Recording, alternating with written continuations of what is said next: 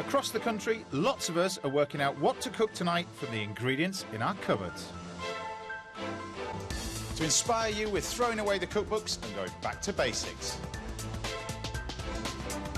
We're pitting 3 resourceful and creative home cooks against one another to see what they can come up with. Whoever does it best will be our cook of the day.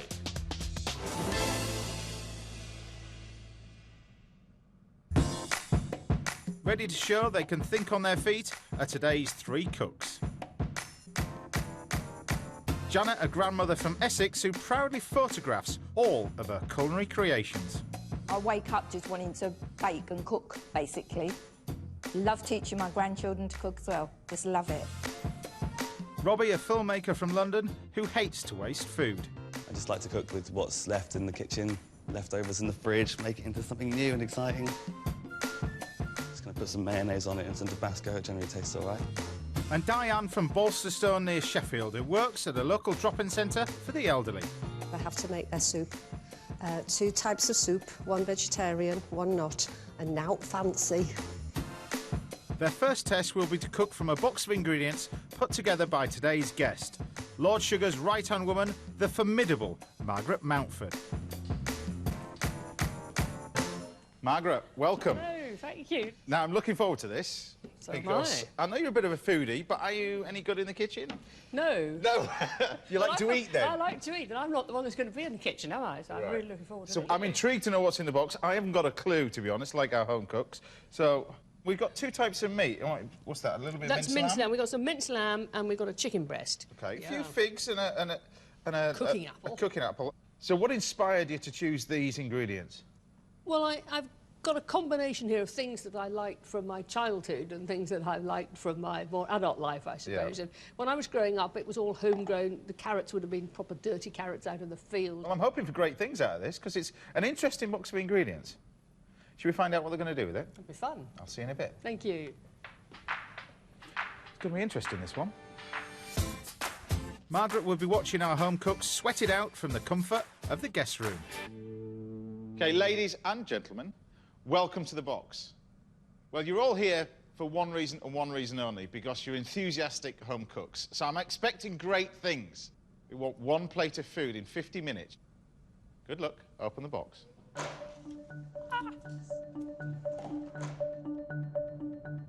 In my box, I've put some chicken breasts, some minced lamb, peas, carrots, courgettes, aubergine. I come from Ireland. Choice of starch, it has to be potato. I put a lot of herbs. I've put cooking apples, PX sherry, figs, and short crust pastry. Janet, the sherry's for cooking.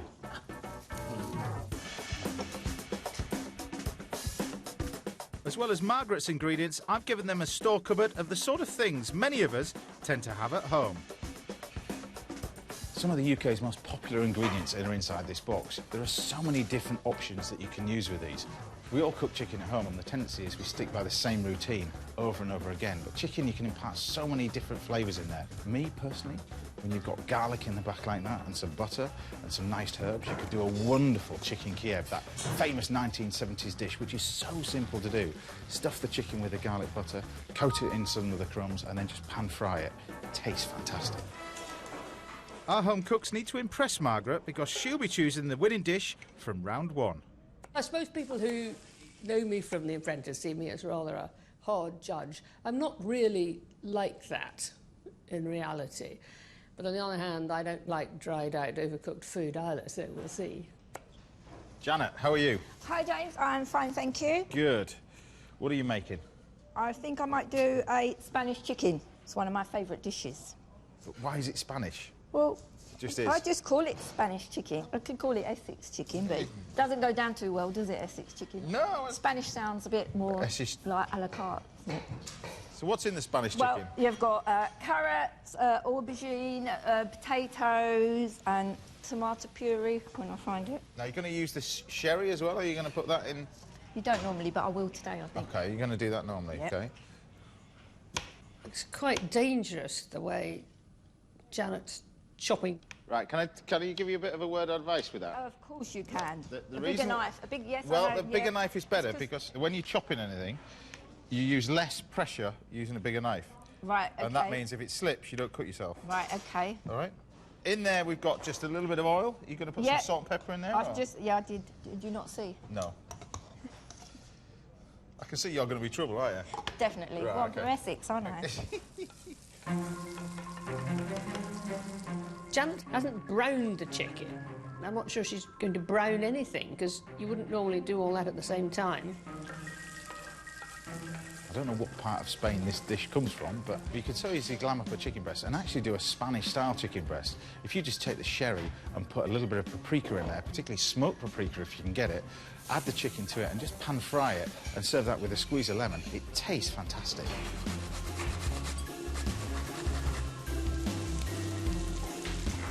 I hope all this was washed before they were given it. Have you got any idea what you're going to create? I'm going to go for ravioli. What about my potatoes? You're going to make ravioli? Well, this is pasta, right? Is that right? Yeah.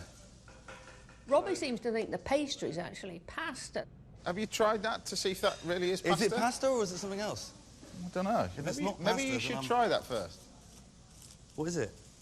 Maybe it's polenta or something. It's well sniffed, that pastry. Yeah, that's pasta. I think it's pasta. He's convinced it's pasta.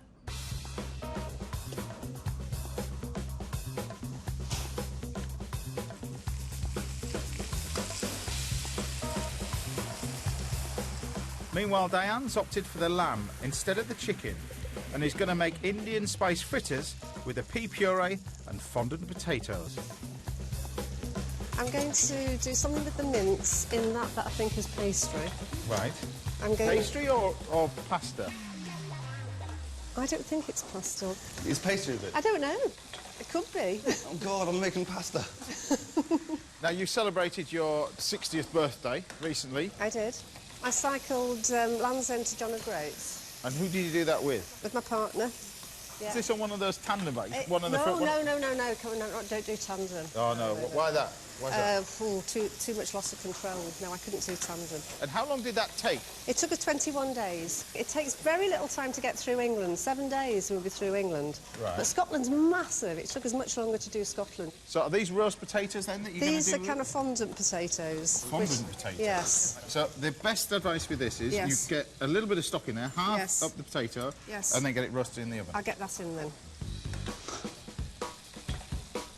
Diane's got a real fusion of different dishes going on here. We've got a little bit of Indian, a little bit authentic British, and then we've gone to France with the fondant potatoes, or the fancy roast potatoes, called a pomme fondant.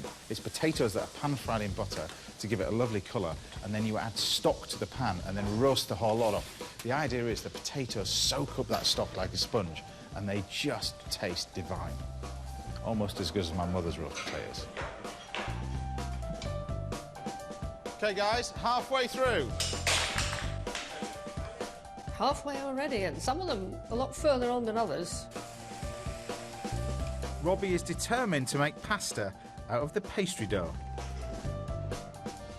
Maybe a word of advice before you fully start it. Right. Is get a little pan of water on. Yeah. And just cut a little bit and And put then it in the have a pan look. and see what happens. If it is short crust pastry, what do you think's going to happen? I don't know, maybe it'll just go... The fat's going to go because pasta hasn't got any fat in it.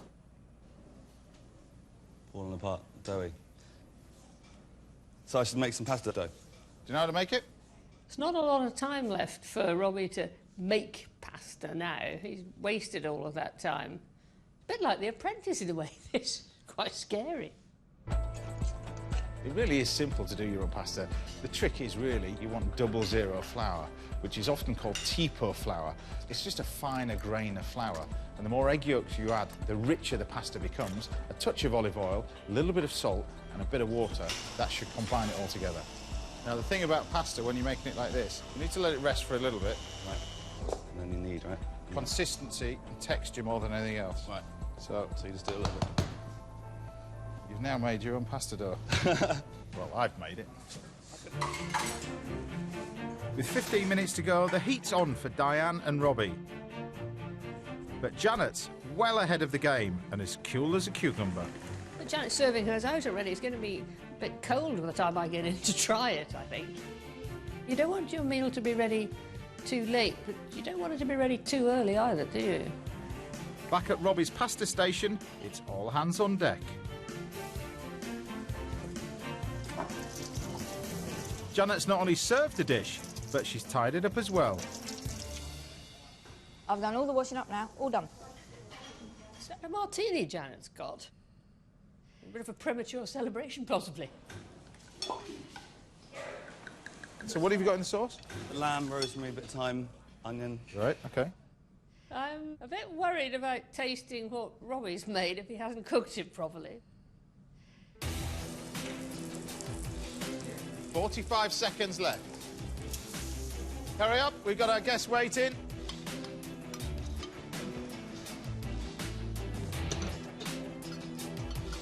If Robbie's rescued something, it's a miracle.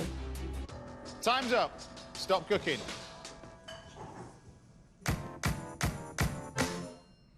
Well done, guys. An interesting selection of dishes. And you're probably wondering who's put those ingredients together. Well, the wait is over. It's going to be a tough one today because this lady is a lawyer, a businesswoman, a TV presenter, and was once a certain advisor to Lord Sugar. Oh, my goodness. Margaret Mountford. Hello, everybody.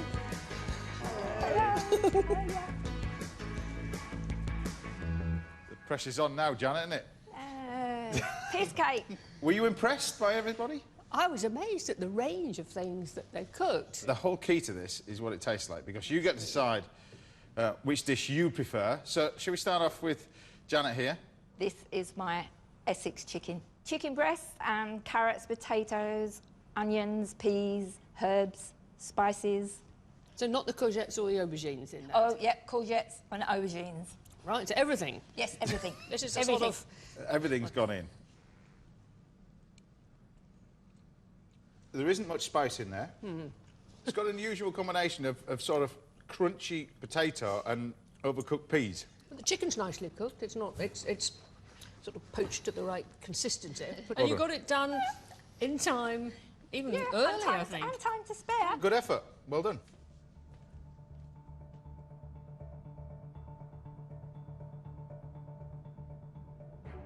So we got there. We got there in the end. Yes. So what is it? It is a lamb ravioli on a bed of courgette, mint and pea with a kind of light lamb ragu. How long did you cook the lamb for? 10 minutes? Not a promise, is it? I think you'll be surprised, Margaret. First of all, the lamb is perfectly seasoned. It is. Perfectly Nice. seasoned. The use of rosemary in there, which you've got in there as well. Beautiful with lamb. It's great. But I feel that the sauce really doesn't do anything for me. Right. I would much prefer like a tomato sauce out of it, really. But certainly seasoning-wise... That filling is really good. I think you got the filling absolutely Really spot on. good. And I quite like this contrast with the peas and the mint underneath. 100% for effort. Well done.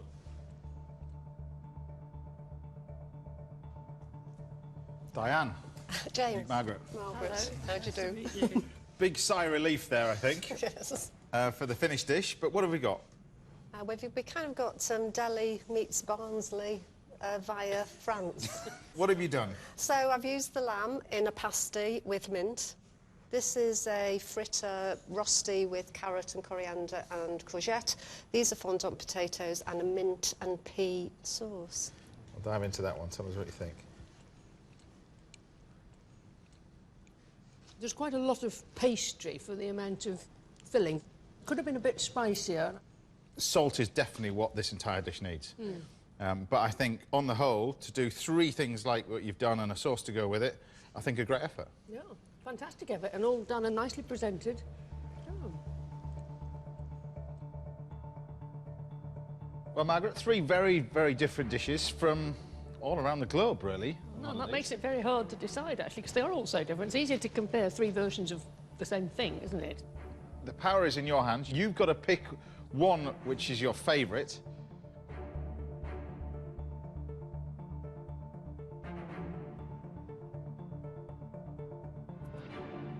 Of all the things that I've tasted, the thing I like the best It's the filling and the ravioli.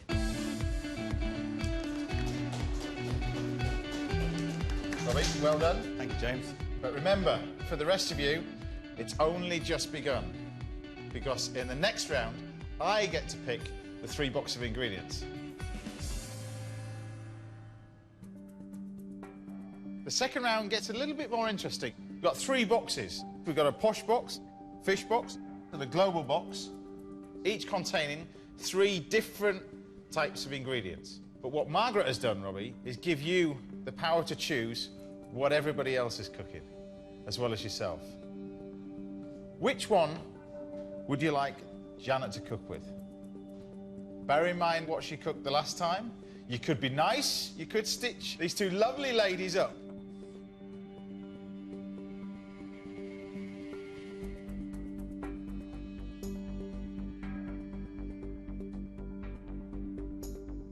I'm going with fish. I'm making a tactical decision. Janet, you've got the fish box. Are you feeling happy? No. OK. And Dianne, eagerly waiting to find out what she's going to be cooking with.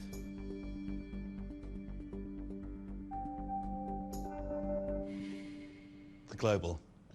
Thank you. Are you happy with that? The global box? You have no idea which country of origin it could be. That leaves you, Robbie, with the posh box. But it also leaves you with 50 minutes to create a dish to impress me.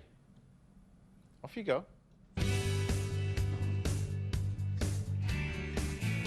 I've got high hopes that these 3 cooks can all think on their feet. What style of cooking are you impressed by? Do you like the French style? Do you like Indian style? What? I like Indian style. I don't like French. I don't think the French can cook at all. I don't like Really? French style, yeah. And I don't like all those sauces. And I think when we come to some of these things, what you think's wonderful, I'll think's horrid. Oh.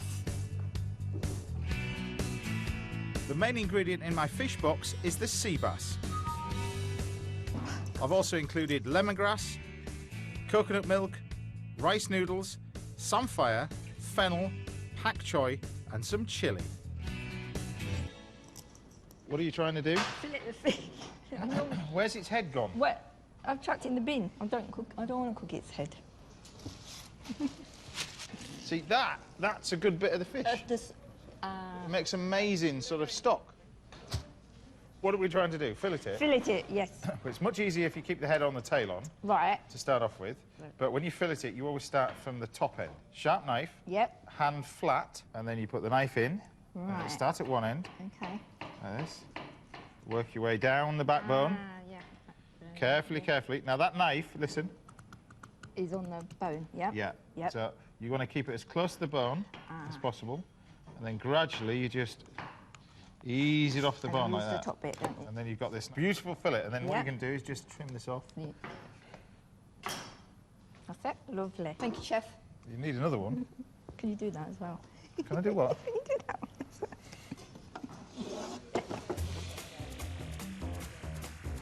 Now, my best advice with filleting fish is start with something like a mackerel, because it's inexpensive, the bones are nice and soft, and it's easy to take the fillets off. It's actually quite difficult with sea bass to actually fillet it, and it takes time and takes practice. But once you master it, it's actually pretty simple. Inside the posh box, I've got a lot of people's favourite ingredients. I've got a cooked lobster, some saffron, asparagus, avocado, watercress, risotto rice, Parmesan cheese, and tarragon. Now, I put these ingredients together with a particular dish in mind.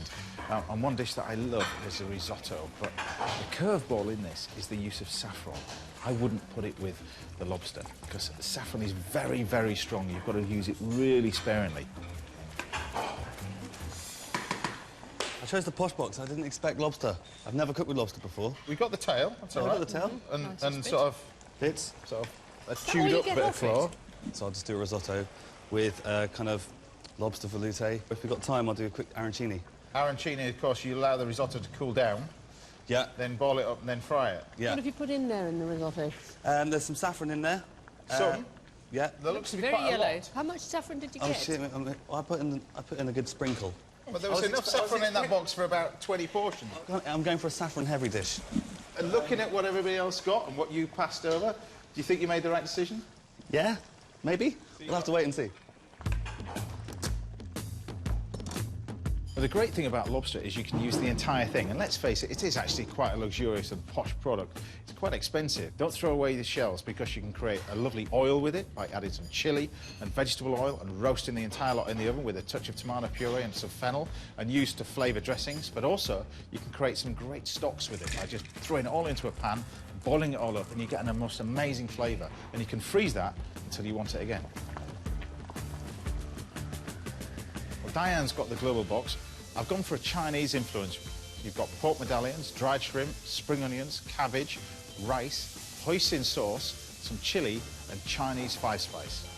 Now, I put this ingredient together to really test them because it's all in the preparation is Chinese food.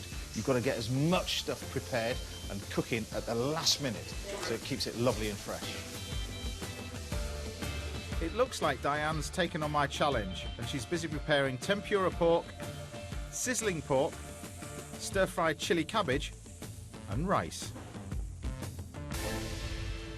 These are frightening me a bit.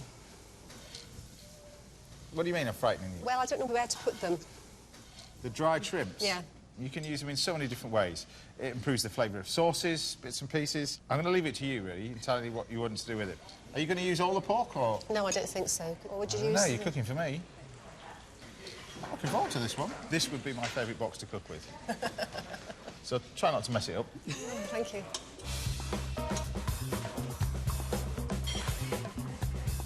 Guys, we're halfway through. Halfway.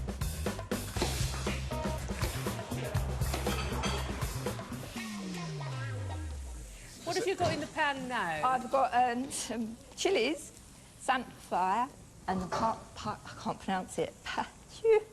No fennel yet. No fennel? No. Do you like fennel? Love fennel. Yeah.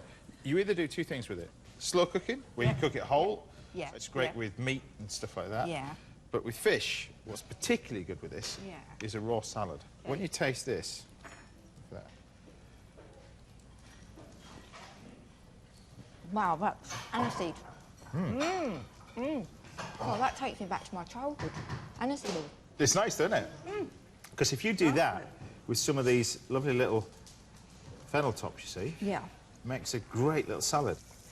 I don't quite know how the vegetables and these noodles and everything are going to go together, but we'll see. I don't think Janet knows yet, to be No, honest. I don't.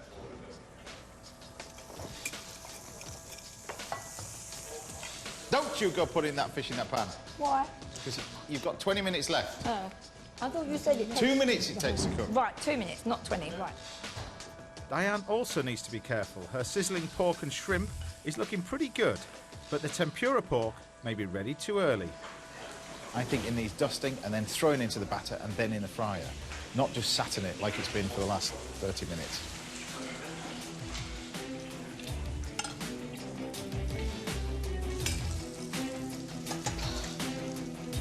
Okay, 5 minutes left, guys. 5 minutes. Robbie, you've got to hurry up.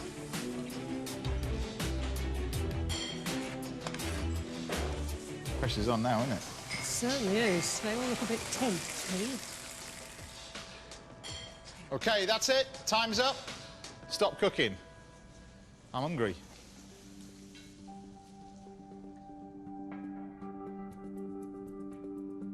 Janet was given the fish box. Her pan-fried sea bass is served with stir-fried pak choy, chilli and samphire, and a raw fennel salad with rice noodles. How did you find it? The rice noodles are a little bit soggy. Something a bit... It's a bit warm, isn't it, really? And I mean, I don't mean the temperature of the food, I mean the spiciness.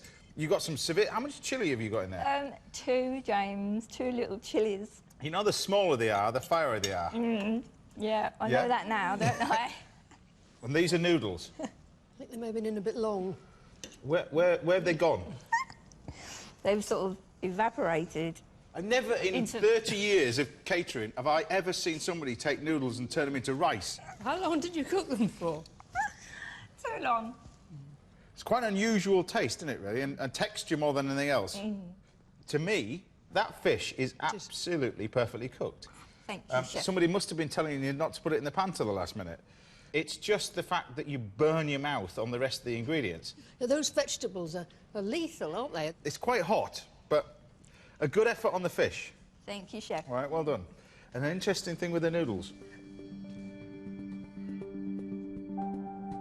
Next up, it's Robbie, who chose my posh box to cook from. I've done a lobster and saffron arancini and some lobster risotto. So you managed to get the arancini done in time. I did. OK, right. Shall we have a try of this?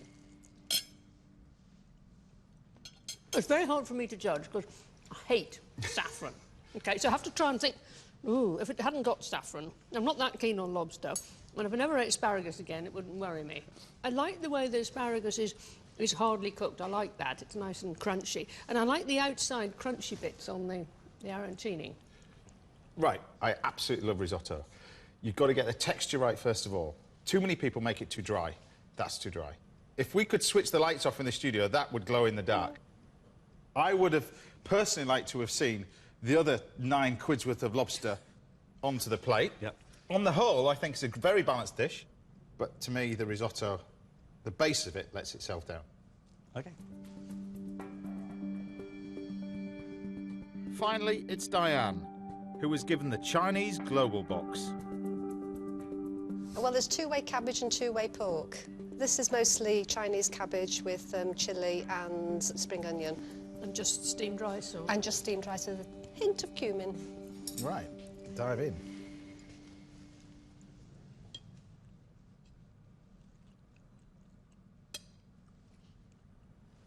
It's interesting. You've done exactly what you should do, really, in terms of preparing everything in advance and leave everything to the last minute. And it's paid off. The pork is a little bit dry, but I love the shrimps in there. The real high point of this dish is this cabbage, because this is just absolutely perfect. Exactly how you want it. A little bit of bite to it as well. It's very easy to cook cabbage for too long, isn't it? No, Especially that kind of cabbage, yes. On the whole, you should be very pleased with it. It's a very nice plate of food. Well done. Thank you. And I reckon on the basis of that, I've got some thinking to do. Certainly have. OK, firstly, I'm going to say well done, because that was an interesting selection of ingredients that I put in front of you there.